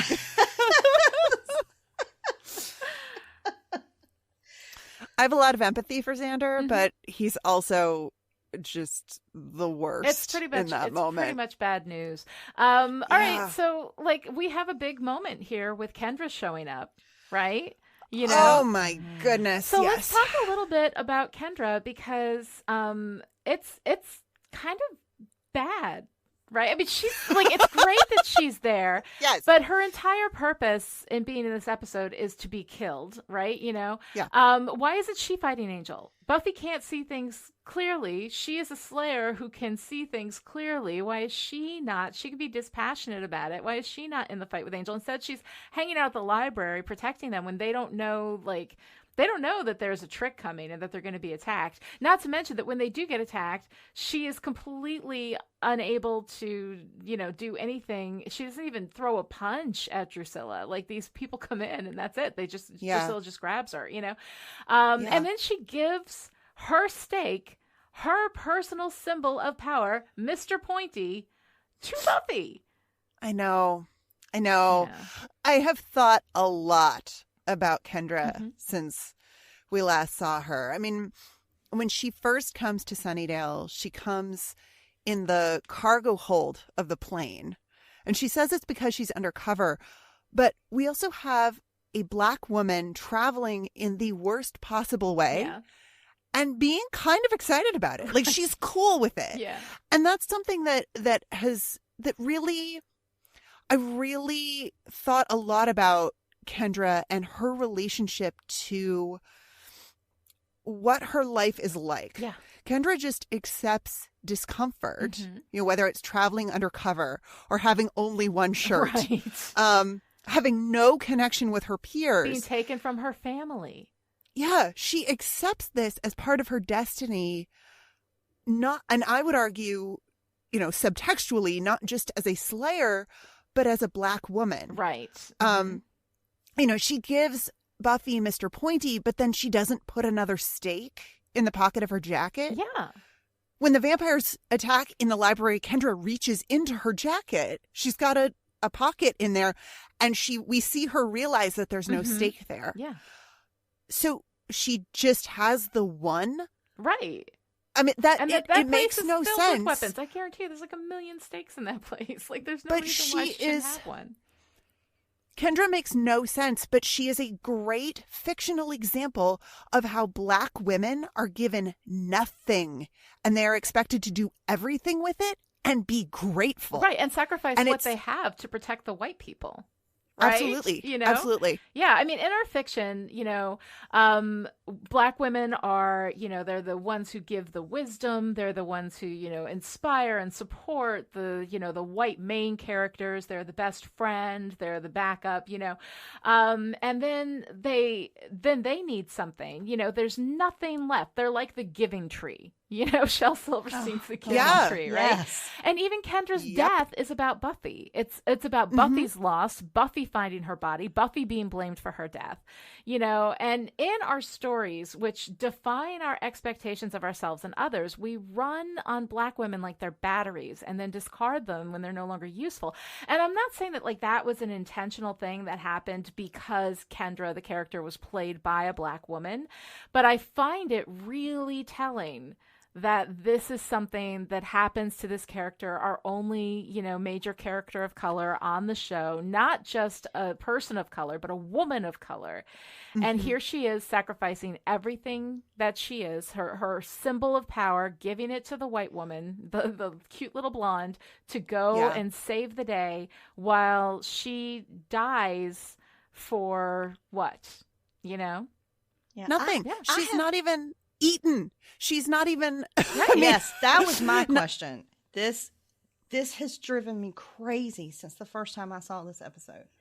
Is that we know Slayer blood is supposed to be like top shelf whiskey, right? Yeah. Like, this is the best of the best of the best for blood, right? And you have a vampire who is, extra. Like, Drusilla is not your everyday vampire, right? And she knows this, right? And so she's able to hypnotize. I mean, Drusilla would be a connoisseur, is what I think. Yeah, true. And she's able to hypnotize Kendra, and then she kills her with her fingernails. Right. Now, first of all, Drusilla's nails are badass. Like, no, that's they are awesome. But not to drink. Yeah. When she has that Slayer enthralled, I have never, ever been able to understand why Drusilla would have done that. No, it doesn't make any sense to me. And it just, it throws Kendra away like she's nothing. I think that's the point. Yeah. And I think that's the point. It's like the least interesting death she could have. It's similar to Jenny's death. Yeah. Where Angelus just snaps her neck and she falls to the floor and that's it. Yeah. There's not even any ceremony to it. Yeah. It's just, I'm going to kill this Slayer because I can, just so Buffy can find her. Buffy could be blamed for her death. Like all of that. It's all about Buffy. Nothing is about Kendra. Yeah. It's really problematic. Yeah, and the Kendra fact that is she's really, a person really of color problematic. and, you know, a woman of color specifically, and that this is something that happens over and over again in our storytelling, you know, it's the kind of thing that I think having an awareness of it is important, you know, that we not treat our women of color characters like Kleenex, you know, that they serve us and then we throw them away. So yeah, I don't know. I find that a little bit disturbing. I'm not saying that like it deliberately was written that way or that, but it is kind of like the casual thing that I think happens when you don't have representation in the writer's room. Yes, absolutely. You know? Yeah. And then if you think about Kendra and you think about Nikki, do you have thoughts on that? Like how we have another Black woman as Slayer later. Right. In season 7, Robin Wood's mother, Nikki, the Slayer that Spike kills. Right. And we also have our only single mother or our only mom, right? As far as we know, yeah. As far as we know, as Slayer, which has always bothered me from a stereotypical standpoint. Yeah. But her death is much more significant, I think. I mean, because Spike, she's a mother. Is that why? Spike is still wearing Nikki's jacket all these years later. Yeah. Yeah, because that's she's Nikki's a mother. jacket that he's wearing in this episode. Yeah. Yeah. Yeah, because she is no longer mothers. I mean, I was going to say mothers are not disposable, but that's not true. They absolutely are. But they are also held to a different standard. There's something more about a woman who is a mother in fiction. Right. Well, and she's the mother to a man also. Yes, yeah, that's so, I mean, true. That's, you know, like the that fact is very is true. that she is significant because of Robin. Yes. You know, not yes, she necessarily, matters because of her son. Right. You're absolutely right about that. Right. Yeah. So we will talk about that when we get there in season 7. But right now, let's go ahead and bring it back to this episode. Let's talk a little bit about Whistler. What did you guys think about Whistler as this, you know, narrator coming in and kind of telling the story out of nowhere? I have a love-hate relationship with Whistler. I can understand that. I really want to punch him in his stupid face. But also, I kind of love him just like, I love his like no fucks given attitude. And I love when Buffy tells him that if he keeps cracking jokes, she's going to wear his rib cage as a hat. That's just the best. But it is a little bit like out of nowhere. Like, who the hell is this guy? Yeah. Why is he narrating this episode? Yeah. What the hell is going on? I know. It's crazy. But I actually do love, like, I find him really annoying. The actor playing him played Rune on Gilmore Girls, and I will never be able to not see Rune whenever I see him. And Rune was this really, really, like, super annoying, but very, very stupid character, which Whistler is not. So that's always weird for me. But I love this run from him, you know, where he says, bottom line is, even if you see him coming, you're not ready for the big moments. No one asks for their life to change. Not really, but it does. So what are we? Helpless? Puppets? No. The big moments are going to come. You can't help that. It's what you do afterwards that counts. That's when you find out who you are, right? And the whole theme of everything is about becoming, right? So those are the big moments. That's when we find out who we are. That's when we become. And so here we have this character out of nowhere that we see coming in. We see the, you know, flashbacks with him, you know, bringing Angel to his destiny. Like, he is in the background, you know, actually being the puppeteer, like, you know, being there and giving the information when it's essential, you know, all of that kind of stuff. Like, it's all so weird to have this character that we have no connection with, that we'll never see again, you know, and have him bring in all this like narrative weight. And I like it. And I also hate it. Like, I have very complicated feelings about it because I like the writing for him. I like what he says, but I don't particularly like. And then he's, you know, in Giles' house, you know, Buffy finds him and he's like doing all this like mystical, you know, kind of bullshit. Like, just tell her what she needs to know and leave. Like, exactly. Like, if you're really there to help, why are you making them sit through your big ranting nonsense, you know? It's his curse. No one understands him. Exactly. But I think it's part of the powers that be employee training orientation right program. That like when you get your first job, with the powers that be, you have to take like cryptic messaging and exposition 101. Mm-hmm, right. And so they ensure that go. like you can have all this knowledge, but you are never able to clearly distill it, and you have to wrap it kind of in this it's a curse. big We just life saw this lesson. with Lorne, right? And over in Still Dead, where he got that information and he couldn't share it because because he'd been cursed with it. So that explains all the prophecies that are completely unclear. Yes, Yes. exactly, Mm-hmm. exactly. So it's kind of like being forced to speak in cliches, except you're forced to speak in like muddy philosophy forever. Right. And I think that's kind of what's happened to Whistler. Like that's got to be tough. Yeah. But also, like, we have this moment too, which completely infuriates me, where he's like, "Well, I thought Angel was going to be on this side of the fight, but then you two made with the smoochies, and what are you going to do about it?" And I'm like, "Wait a minute, why are we blaming Buffy for this? There is nothing bad in the world that the patriarchy cannot blame on a damn vagina. I do not understand that." Yeah. Okay. And plus, all right. So let's say, like, you're Whistler, right? Yes. And you know about this curse kind of thing or whatever. And you're first introducing Angel to Buffy. Mm-hmm. And she's this pretty little girl, and whatever. And you see Angel's face kind of light up, and you're giving Angel direction. Do you think maybe you stop and pause and say, "Hey, buddy, by the way, if it ever comes up later, like when you fall in a river if it one ever night, comes up both euphemistically and literally, right? Yeah. Exactly. Don't sleep with this girl." Or and like one of my arguments for Angel has always been he doesn't know how this curse works, right? Mm-hmm. So like, does anyone know how the curse works? Like, well, I mean, obviously the folks who cursed him know, but like, it really doesn't seem like anybody ever gets a handle on the curse and how it works. Right. And maybe Whistler didn't know ahead of time. Like, but I think it would have been really cool if he did. If he was like, "Look, you have to help this girl, but you can't get involved." And then we see Angel like do that anyway.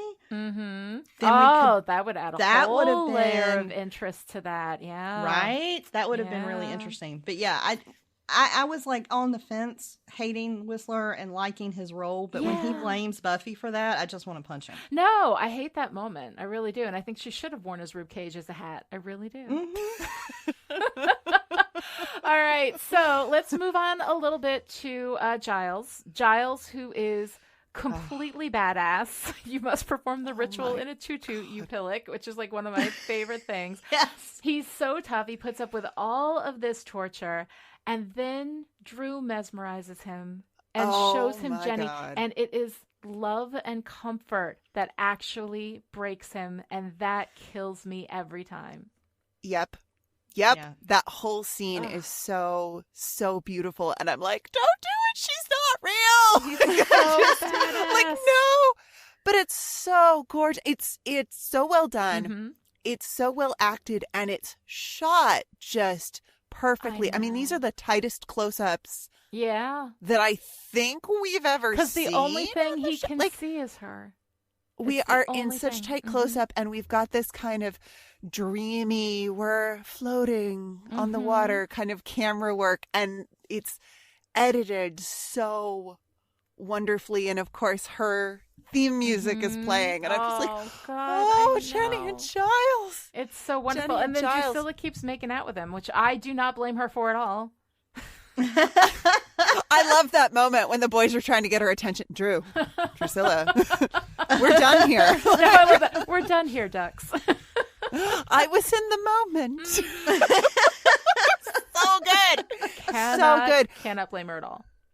But Giles, I mean, Giles is tough as nails. I know. It's amazing. I know. It's amazing. And I do love Angela saying the last time I tortured someone, they didn't even have chainsaws. I know. And I'm so glad that we never never go there. Yeah. But he's got the, and then he goes, "I'm getting out the chainsaw." Yep. And that's what Spike says. I don't fancy spending a month trying to get Librarian out of the carpet. Which is fantastic. So great. And Spike, so great. working to make sure that Giles lives so that Drusilla lives, which I think is really nice. And I love Giles being ready to knock Xander out for mentioning Jenny's murder. No, it's nice. I love that. I love that he has this one thing that really gets him in Absolutely. all the feels, Gets and all it's the wonderful. feels. And oh my God, the we need an orb of Thessala, whatever that is. Oh, and I have it as a paperweight. I've got one. I've a got one. I've been paperweight. using it as a paperweight, which of course is a lovely Yeah. callback to the shop Yeah. when the shopkeeper says, "I've sold a couple of them as New Age paperweights." Yes. And of course, Giles bought I'm like, one. of course, Giles. Of Of course course, he did. Giles has an orb of Thessala. All right. Of course he does. Yeah. It's perfect. All the cool watchers do. Oh, I was just going to talk briefly about Giles at the museum. Yes, do that. When the scary Akathla box Yes. is first, revealed. Giles, I love Giles's kind of quiet discomfort. Mhm. Like, no, I don't want to open the box Right, and I don't find want out any what's surprises. like. The guy's like, please don't. The guy's like, don't you want to find out what's inside? And Giles is like, nope, like not really, not in a hurry. No, not at all. I love his pride, the way he beams when the museum employee is like, oh, we have the best expert on, what is it? Paranormal or something. Like, mhm. right here in Sunnydale, and Giles is just like, oh, haha, yes, well, and he's just like so pleased to be there with his expertise. But I have one very serious concern about that scene, which is when Giles comes into the room where they're working in the museum. There is a coffee maker on the left of the frame with only decaf. Oh no. No. What? No. No. Yeah, that's not okay. That is Museum never employees. okay. Well, What's wrong with these people? I mean, long hours at the museum, Yeah. unearthing scary boxes with runes on them. Right. Where's the coffee, really? Yeah, the real coffee. But Giles for me continues to be delightful in every scene he's in, all the time. From this little interaction at the museum to being ready to end Xander, to really holding his own against the evil that is Angelus. I mean, damn. No, he is seriously badass. And I love that we have this, he's obviously like being so tortured, and Angel says, you want me to end it? And he's like, yes, and then you see him draw Angel in. So it's not even just that he's like refusing to talk, but he's actively fucking with Angelus, which I just love. I love it. And I love this so much for Giles because it's always felt to me like, if you're a watcher, that there's this push-pull between your duty and your humanity. Yeah. Right? And we see Giles overcomes that in a way that I don't think any other watcher ever does. Yeah. Like, what ultimately makes him the influence that he is for Buffy, what makes him such a positive force in her life and in this show, is his genuine love for her. Yeah. But we see him, he's able to withstand torture. He is able to keep his snark and his wits about him until he sees Jenny. Yeah. And so, like, that love is his undoing in terms of his duty in this. And he can't help it because that's also one of his greatest strengths. Yeah. And I just love how they embody so much of that in Giles, and how he's so good at it. And he's such a great model for love, like throughout the whole show. And I just, there's nothing better than Giles, except maybe Spike. Except maybe Spike. And Dark Wesley over on Still Dead. All right, so I don't think that we can get through this whole conversation without having a few moments for Close Your Eyes. Oh, God. So we have Close Your Eyes twice, right? We have it in the flashback with Darla, right? Where she's... Oh, that flashback show me with the Darla. World, close your eyes. Oh, right? baby. And she takes this humanity. And then at the end, with Buffy, when he comes back and he can't remember anything, and he's like, oh, Buffy, I feel like I haven't seen you in months. And he holds her and she kisses him and she says, close your eyes. And then stabs him through the heart. And the look on her face, like, there is, like, the way you have to shut down to be able to do what you have to do in that moment. I mean, my God. And all of that emotion, all of that experience, the heartbreak, and then the shutting down, the realizing what she's just done as she's watching him being pulled into hell. Yeah, and the music there just the kills theme, me. the And Close Your Eyes theme. Oh, God. Ugh. It's brutal.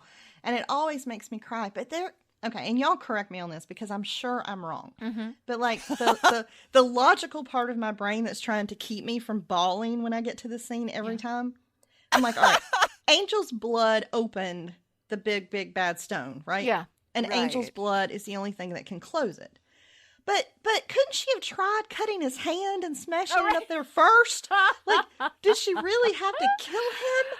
Yeah, I think that didn't Whistler say something like you have to stab him through the heart or something like that? No, Whistler never tells her shit, which pisses me off. No, but she He's comes like, back yes. the second time. He's like, you gotta know how to use it, and then he doesn't tell her. Because she goes back to Giles' house. It's ridiculous. She goes back to Giles' house after that.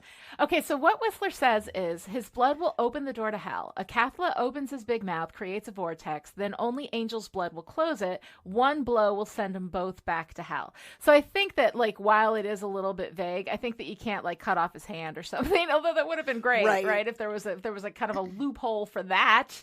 You know, can we have a loophole for something that doesn't cause all this misery? But of course, like, good fiction is all about, you know, living through that trauma, you know, and the loss, you know, first her losing Angel throughout the course of this season, dealing with all of that, having that moment with him in I Only Have Eyes for You, you know, where they're playing that out and she's kind of like processing her own sense of guilt and responsibility. And then we get here, she's ready to do what she has to do. And then all of a sudden, there he is brought back. And she has to look at this man that she loves more than anything and stab him through the chest. It is so devastating. And every time I watch this episode, I start the second he comes back, I'm weeping, weeping, weeping. Then we go through, you know, her going to her house, getting her things, leaving the window open, leaving a note for Joyce on the bed, watching from across the street. Like, she can no longer go back. She can't go back home. Yeah. She can't go back to school. She can't go back anywhere. She is so fundamentally changed by that experience and by the power of that loss, that she has to go and like, you know, get a new identity and live somewhere else and be someone else. She cannot she can't be Buffy anymore. Yeah. She can't be Buffy anymore because Buffy has always been about who she is in her life, with her friends, with her family.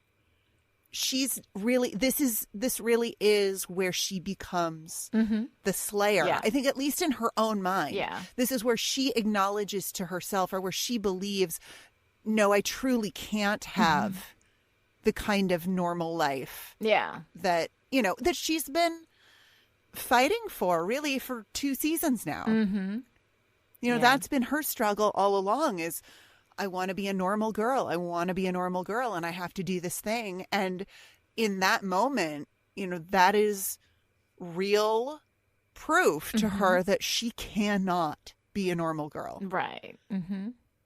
God. So, yeah, and she can't even look at him. She can't even look at him. He's looking at her. Yeah. She's looking at the sword. In that moment. It's God, it's so devastating. I just weep when she's on the bus and we got freaking Sarah McLachlan.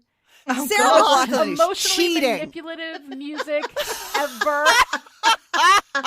It kills me. Especially in 1998. Yeah. I mean, come I on. can't hear that song. If I hear that song, I just die inside. Like, I weep.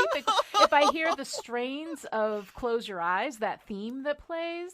No, fuck that. No.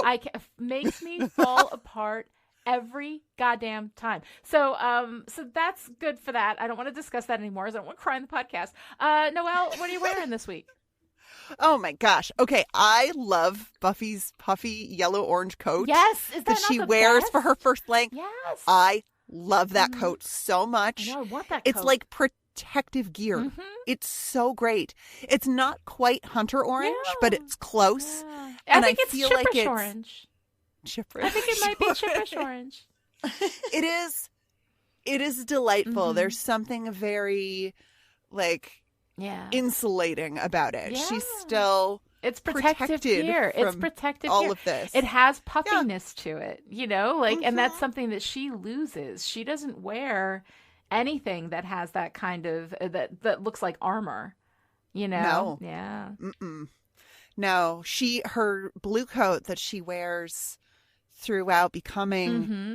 is much more of a, like, business attire almost. It's like she's going to work in her blue. It's not quite a trench coat, I don't think. I but love that coat. Yeah. it's pretty great. No, it's pretty great. great. It's that, like, shimmery material, so she looks kind of otherworldly as she's running in slow motion through the high school. Right. Which Oh, God. that is the moment that gets me. Mm-hmm. Is that slow motion run? Yeah. Which When you're too late, but you're running anyway. you're too late, and time, you know Yeah. that like, you're not going to make it. Right. You're not going to make it. It's already too late, and time feels like it lasts forever, and it doesn't matter Mm-hmm. how quickly you move. Yeah. That's the bit that gets me.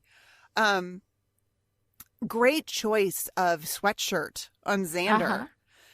Because when he taps Buffy on the shoulder in the hospital, for a split second, it looks like it's someone wearing scrubs, and we think, "Oh shit!" Oh, right. You know, like, "Oh shit!" Nurse is gonna grab her, but then it's Xander, which I love, and Drusilla. Oh God! Oh my God! Everything Drusilla. The shoes. Yeah. The shoes. I love that we've established those great Drusilla shoes. Yes. And then her nails. Oh my Her God, I nails are want that practically a manicure. character.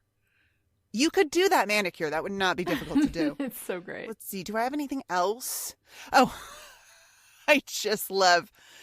I love Angel saying to Whistler, "I want to learn from you, but I don't want to dress like you." And then aside from the hat, he pretty much does. That becomes kind of his style with more muted colors, but like the leather jacket and you know. Yeah, it's true. Yeah, no, it's good. All right, so what is our ARG, the patriarchy, for this week? Oh man, oh man, oh man. Okay, so we have sweet little human Drusilla, right? Mm-hmm. I try to be pure in his sight. I don't want to be an evil thing. Here's what I find fascinating about Drusilla. She has these visions, but her mother tells her that they're evil, that they go against God because only God should see things before they happen. Mm-hmm. But there's not for one single minute the suggestion that Drusilla's visions might be from God and that she might be God's messenger on earth protecting people with her visions. No, because that would mean a woman was holy and we can't have that. Right. Mm-hmm. So Drusilla is never going to be at home in this faith in which she's been raised. Right. Mm-hmm.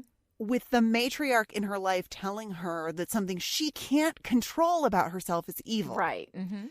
And she's so genuinely distressed when she goes to tell the priest, who is actually Angelus, who has eaten the priest because priests are delicious.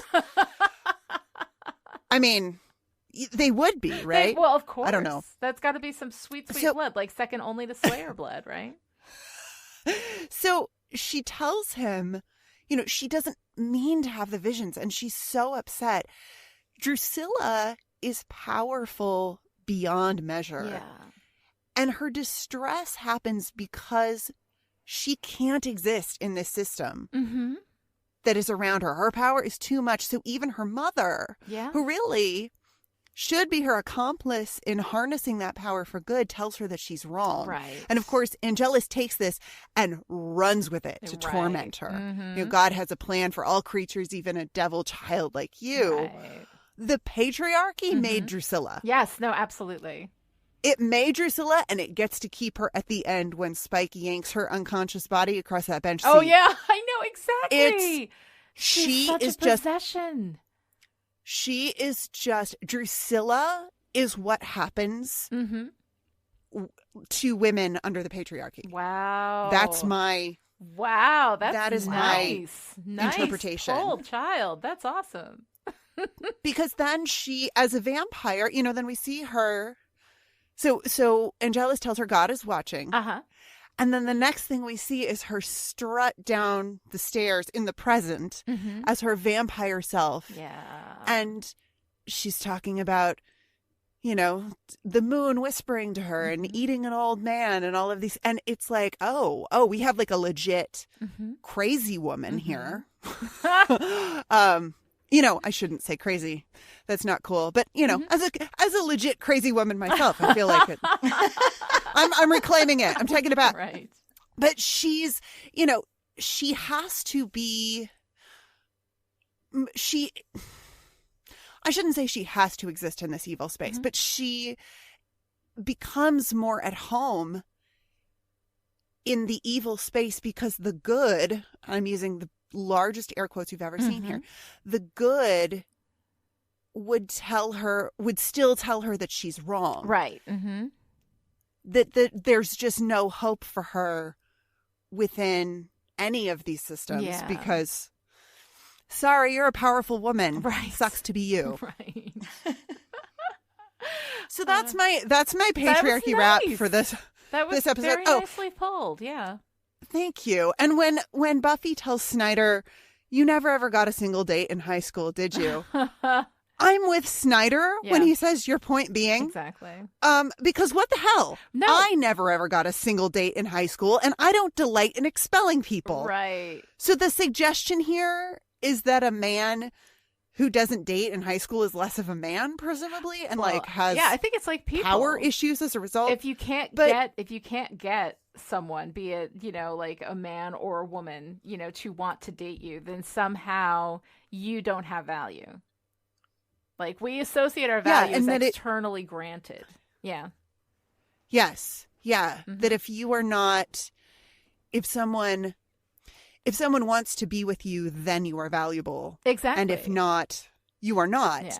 And I don't like Buffy making that pairing. Yeah. It's a lazy kind of a joke. Right. And it also is something that promotes this idea of men as conquests, or like men treating women and dates as conquests, that like if you can't even get a date, you're not a man because you didn't, get because dating is about power and possession and not about, affection and attraction. Right. Yeah. Right. No, it is. It's about power. It's a little weird. I don't like it. It's a little I don't weird. like it. But let's talk about power. Let's talk about the girl power moment of the week. I can't imagine what this might be. Tell me about the girl power moment of the week. Well, Buffy killing Angel. Right? That's one of them for sure. One of them. Willow. That's one of them. Waking up in her hospital bed and like making shit happen. Willow. Yeah. For me, it's Willow in the hospital bed. Yeah. It's Willow in the hospital bed with the stinky herbs. Right. It's like, she's like, she's like, I give no shits. I'm fine. We're doing the spell right now. Go get my stuff. Right. Like, she's just the best. No, she absolutely is. Yeah. Very good.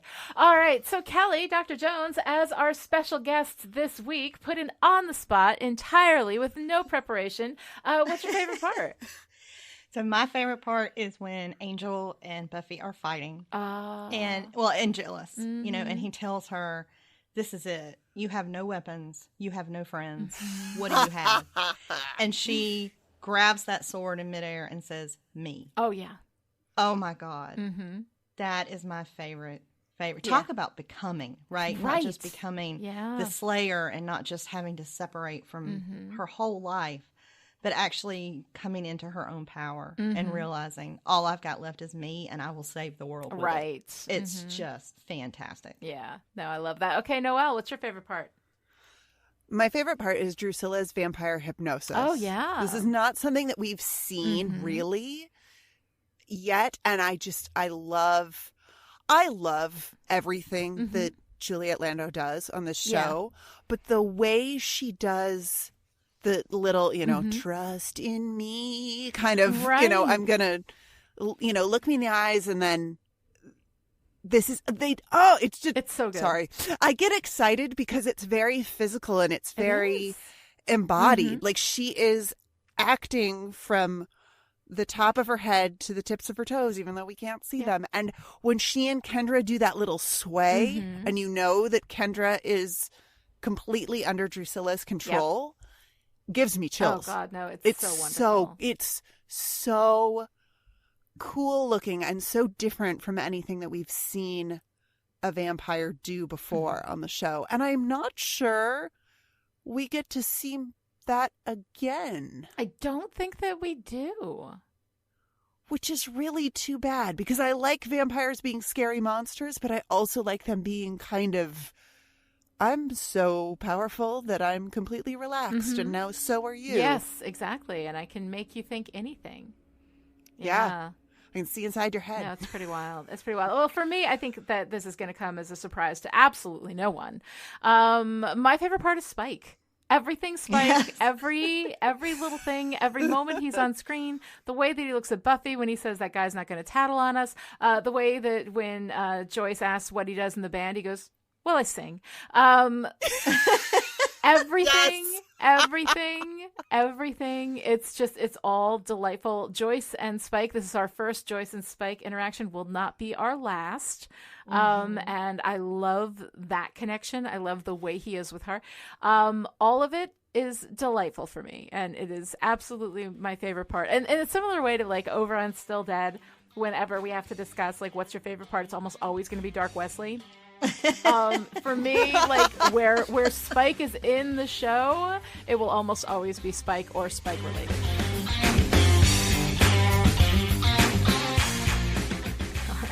That's it for today. To join in the discussion on Twitter, follow me at Lani Diane Rich and Noelle at Noelle Loud and Kelly at Dr. Kelly Jones, and use the hashtag StillPretty.